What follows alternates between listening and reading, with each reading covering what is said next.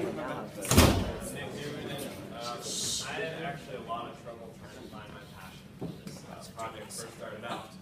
I switched a lot of topics and actually didn't really find anything when about a week had passed since they first announced the project. So I started panicking a little bit, and actually just yesterday, I decided that I really need to figure out what I was going to do, or else I was kind of screwed. So I put in some music, and I started trying to think of something I was passionate about, and then it hit me. Music is really my passion. Not playing music, but just listening to music, because when I wake up, I listen to music.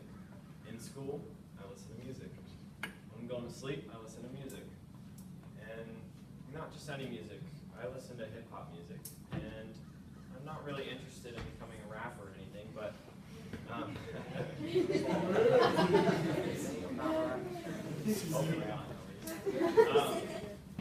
but I just find myself listening to it a lot. And so last night I started looking into the history of it, because I started getting more interested in the history, and I found out that in the mid-70s, actually in the Bronx, keep in mind this was not too long after African Americans started getting their rights in the United States.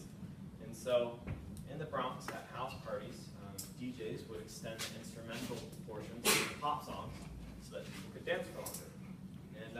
And people started really liking that, so it became a very popular thing. And along with that, people started rhyming words to the beat of the song. And that really started a new thing. And at all the block parties around the Bronx and around New York, DJing and MCing became a really popular thing. And as the years went by, that spread. And that spread all over the US.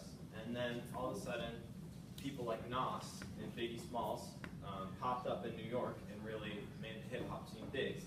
And as that transferred over to the West Coast, we see people like Tupac and NWA. And now, Tupac is obviously very popular here because he did grow up in Marin City and go to Tam High. And so I decided to look more into the history of Tupac and found out more about the feud with Tupac and Biggie Smalls.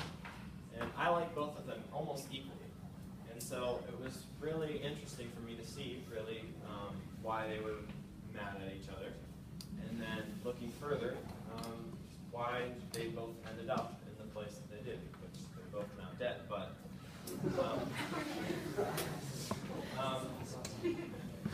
so as I was looking into that, I was at the time listening to hip-hop music, and I decided that I was going to try listening to more newer artists. And I really like the old school over the new school, because I honestly find some of the new school rap to be a bit degrading to the culture.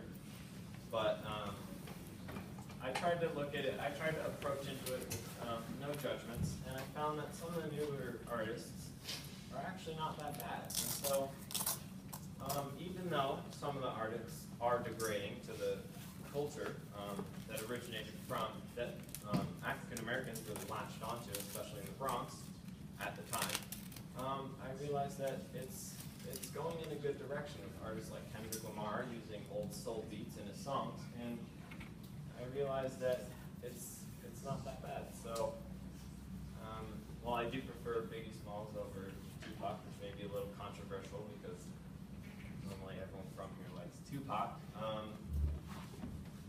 yeah, yes.